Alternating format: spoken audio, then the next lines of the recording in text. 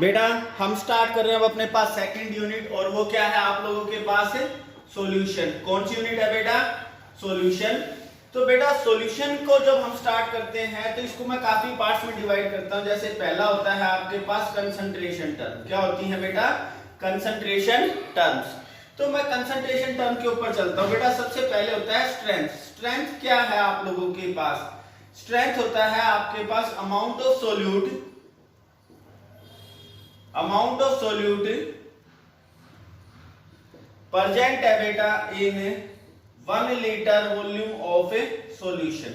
बेटा यहां पर जो सोल्यूट प्रेजेंट है वो 1 लीटर वॉल्यूम ऑफ सॉल्यूशन के अंदर प्रेजेंट होता है। ये तो कहलाता है बेटा स्ट्रेंथ। सेकंड होती है परसेंटेज। सेकंड क्या होती है बेटा? परसेंटेज। परसेंटेज में 3 आता है बेटा। पहला आता है मास परसेंट। मास परसेंट का क्या मतलब होता है? इसका मतलब होता है आपके पास mass of solute present in 100 gram mass of solution. 100 gram mass of solution. बेटा परसेंटेज किसके लिए होती है? 100 के लिए। आपके पास कितना सोल्यूट मैंने डाला है, तो यहां पे मास ऑफ सोल्यूट लिया है, सॉल्यूशन भी मास के रूप में ही लिया है। बेटा नेक्स्ट होता है आपके पास वॉल्यूम परसेंट। क्या होता है? Volume percent. तो वॉल्यूम परसेंट क्या हो जाएगा आपके पास? कहता है वॉल्यूम ऑफ सोल्यूट किसके अंदर? इन ml present in 100 ml volume of solution. कहता है बेटा 100 ml वॉल्यूम ऑफ सॉल्यूशन है तो उसमें सोल्यूट का कितना ml डिसोल्व किया गया है, उसमें सोल्यूट का कितना ml डिसोल्व किया गया है, ये क्या कहलाता है? Volume percent. बेटा परसेंटेज में ही नेक्स्ट चलती है आप लोगों के पास, और वो आ जाती है मास अपॉन वॉल्यूम परसेंट। क्या होता है बेटा? Mass upon volume percent. इसका मतलब क्या है? सोल्यूट तो है मास में, और वॉल्यूम किस में बेटा? आपके पास सॉल्यूशन किस में है? वॉल्यूम में। ये कहता है आपके पास कि मास of solute present in 100 ml volume of solution. Present in 100 ml volume of a solution क्या कहलाता है? मास अपॉन में वॉल्यूम। बेटा इसको इस सेंस में समझिए कि 38% H2SO4 ठीक है मास बाय वॉल्यूम। आपके पास जो बैटरी दे रखी है घर के अंदर, जो होता है लेड एसिड बैटरी है, उसमें sulphuric acid 38% mass by volume है। आपको स्टेटमेंट को सिर्फ रीड करना है। इसका मतलब हो जाता है बेटा 38 ग्राम H2SO4 in 100 ml volume of solution. तो ये कहता है कि अगर सॉल्यूशन 100 ml है तो उसमें आपके पास सोल्यूट कितना है? 38 ग्राम। तो ये हो गया मास बाय वॉल्यूम का परसेंट। बेटा इसी तरह से मैं इसमें ये दे सकता हूं कि 68% HNO3 बाय वॉल्यूम। जो आपके पास स्टॉक सॉल्यूशन होता है नाइट्रिक एसिड का, उसकी कंसंट्रेशन होती है 68% और वो क्या होती है? By volume. इस सेंस को कैसे पढ़ते हैं आप? इसका मतलब होता है 68 ml nitric acid in 100 ml volume of a solution. 100 ml volume of a solution. ठीक है बेटा, ये होता है 68% नाइट्रिक एसिड बाय वॉल्यूम। तो आपके पास इस तरह से सेंस को रीड करना होगा। क्या करना होगा बेटा? इस सेंस को सिर्फ रीड करना होगा। तो ये था आपके पास क्या? Percentage, strength, percentage. बेटा थर्ड क्या होता है? मोलेरिटी। थर्ड क्या होता है? मोलेरिटी। बेटा सिंबल क्या है इसके लिए? Capital M। Molarity is defined as, पहले इसमें यूनिट और डाल देता हूं बेटा। जो इसकी यूनिट है वो क्या है? मोलर। क्या है बेटा? Molar. Molarity is defined as number of moles of solute dissolve per litre volume of solution. Per litre volume of a solution. ये कहता है कि सोल्यूट के कितने मोल 1 लीटर वॉल्यूम में डिसोल्व किए। तो बेटा फॉर्मूला क्या आ जाएगा? मोलेरिटी का फॉर्मूला आ जाता है number of moles of solute, solute के मोल अपॉन में वॉल्यूम ऑफ ए सॉल्यूशन। बेटा वॉल्यूम ऑफ सॉल्यूशन अगर आपने ml में कर दी तो उसको 1000 से मल्टीप्लाई कर दीजिए। मोलेरिटी का formula given weight upon molecular weight, volume बेटा ml में तो ऊपर है 1000, ये दे रखे हैं। बेटा WB क्या हो गया है आपके पास, गिवन वेट किसका, ऑफ सोल्यूट। दूसरी तरफ MB ये क्या होता है बेटा, मोलिक्यूलर वेट किसका, ऑफ सोल्यूट का। और आपके पास V क्या दे रखी है, वॉल्यूम ऑफ ए सॉल्यूशन। तो ये है आपके पास मोलेरिटी। हम लोग इसके बाद बेटा फोर्थ पार्ट करते हैं आप लोगों के लिए, और वो क्या निकल के आ जाता है आप लोगों के पास, नॉर्मेलिटी। क्या निकल के आ जाता है बेटा, नॉर्मेलिटी। नॉर्मेलिटी के लिए जो सिंबल होता है वो है बेटा N, जो यूनिट निकल के आती है वो क्या आती है, normal. Normality is defined as number of gram equivalent, number of gram equivalent weight of solute dissolve per litre volume of solution.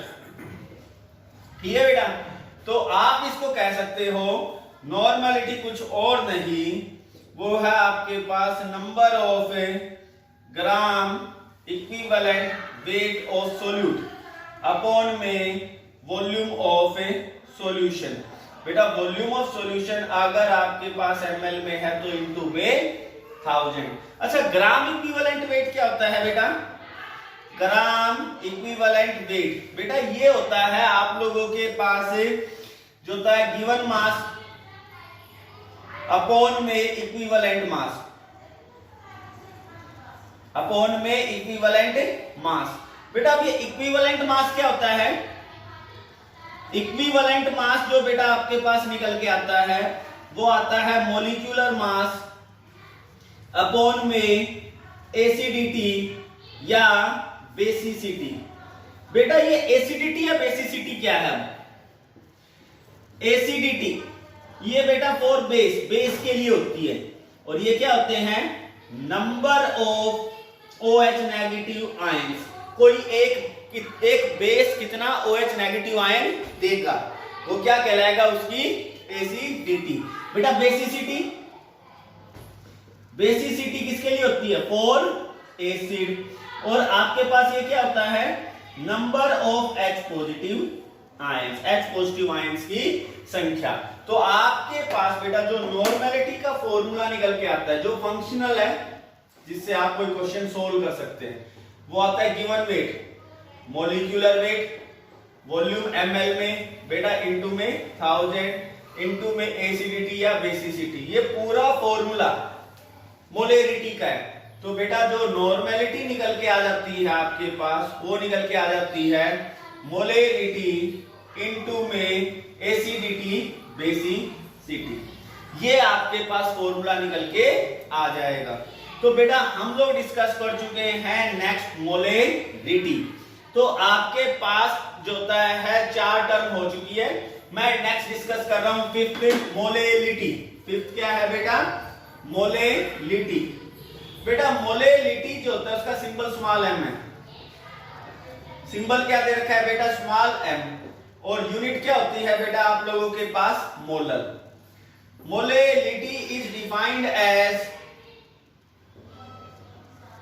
Number of moles of solute dissolve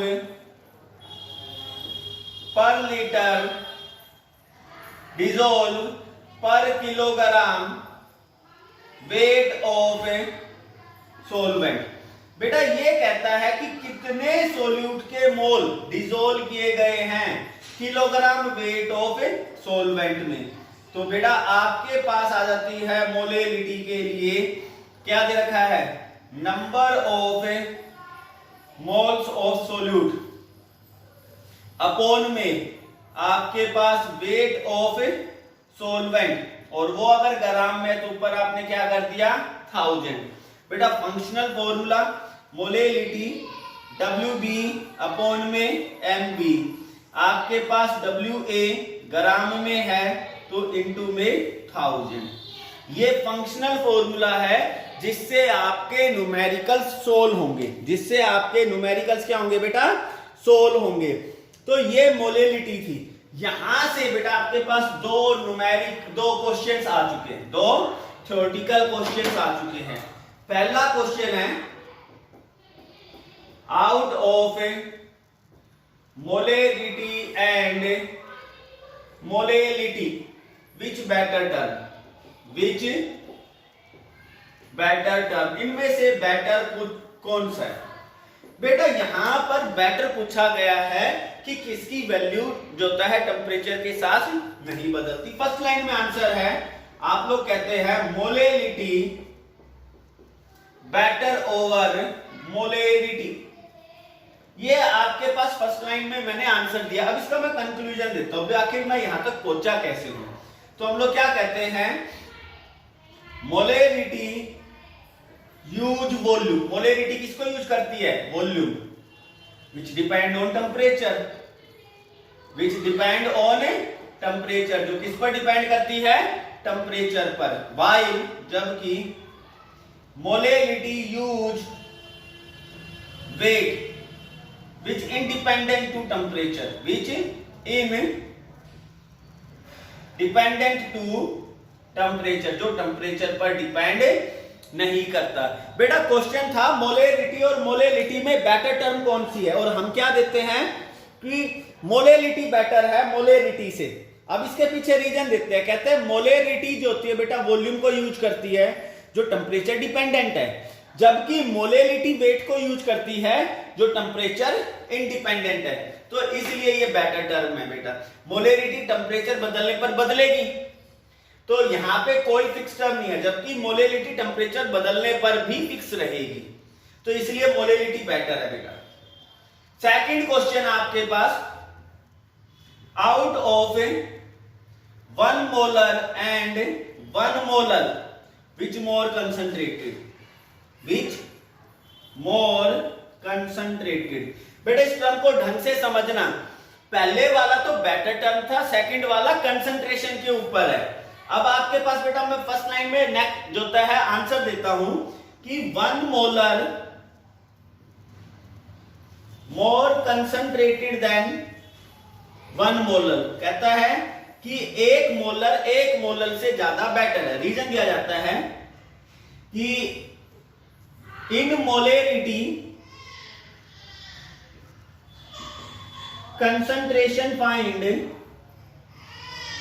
with respect to solution, while जबकि in molality.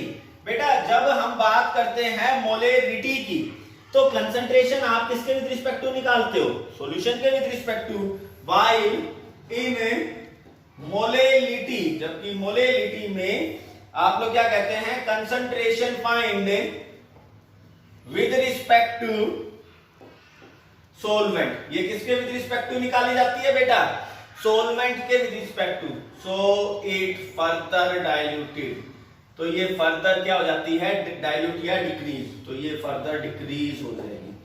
तो बेटा आपके पास first time पे ही हमने answer दिए रखा है। देखिए क्वेश्चन था कि 1 मोलर में ज्यादा बेटर कौन है, ज्यादा कंसंट्रेटेड कौन है।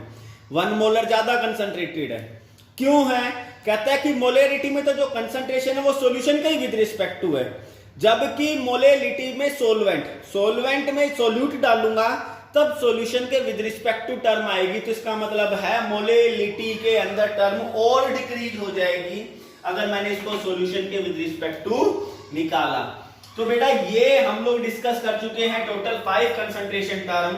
बेटा नेक्स्ट है 6 मोल फ्रैक्शन। 6 क्या है, मोल फ्रैक्शन। बेटा ये मोल फ्रैक्शन इतनी छोटी सी टर्म है कि हम सोचते हैं क्या इसकी डेफिनेशन भी एग्जाम में पूछता है, और यही वो पूछ लेता है। तो मोल फ्रैक्शन के लिए जो सिंबल है बेटा वो दे रखा है XB यूनिट। बेटा ये यूनिट लेस है, इसकी कोई यूनिट नहीं होती, ये क्या है, unitless. Mole fraction is defined as number of moles of a component to total moles of a solution। बेटा आपके पास किसी एक कंपोनेंट के कितने मोल हैं अपॉन में सॉल्यूशन में टोटल कितने मोल हैं, ये क्या कहलाता है मोल फ्रैक्शन। जैसे मैंने बी के लिए निकालना चाहा तो बेटा बी के मोल अपॉन में सॉल्यूशन में टोटल कितने मोल्स हैं। ये बेटा ये भी टेम्परेचर इंडिपेंडेंट है, it also independent to temperature. तो ये भी टेम्परेचर से इंडिपेंडेंट है, ये भी बेटर टर्म है, ठीक है। जैसे मोलेलिटी बेटर है वैसे ही मोल फ्रैक्शन भी बेटर टर्म है। इसकी जो वैल्यू निकाल दी बेटा वही टर्म रहेगी, उसमें कोई बदलाव आगे नहीं आएगा। तो ये टर्म गई थी बेटा मोल फ्रैक्शन। अब मैं आपके पास लास्ट डिस्कस कर रहा हूं पार्ट्स पर मिलियन। क्या है बेटा 7th parts per million, PPM, parts per million. तो आप लोगों के पास जो सिंबल है PPM, parts per million is defined as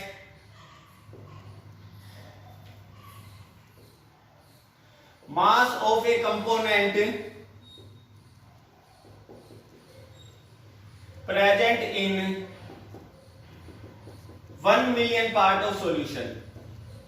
बेटा ये क्या कहता है कि आपके पास किसी एक कंपोनेंट के कितने मास हैं अगर 1 मिलियन पार्ट हो तो सॉल्यूशन के अंदर। तो ppm is equal to mass of A upon में जो है मास ऑफ सॉल्यूशन अपॉन में mass of a solution into 10 की पावर बेटा क्या हो गया है आपके पास 6। कितना हो गया 10 की पावर 6। तो बेटा ये टर्म थी आप लोगों के पास पीपीएम को लेकर, कंसंट्रेशन टर्म पूरी हो गई है।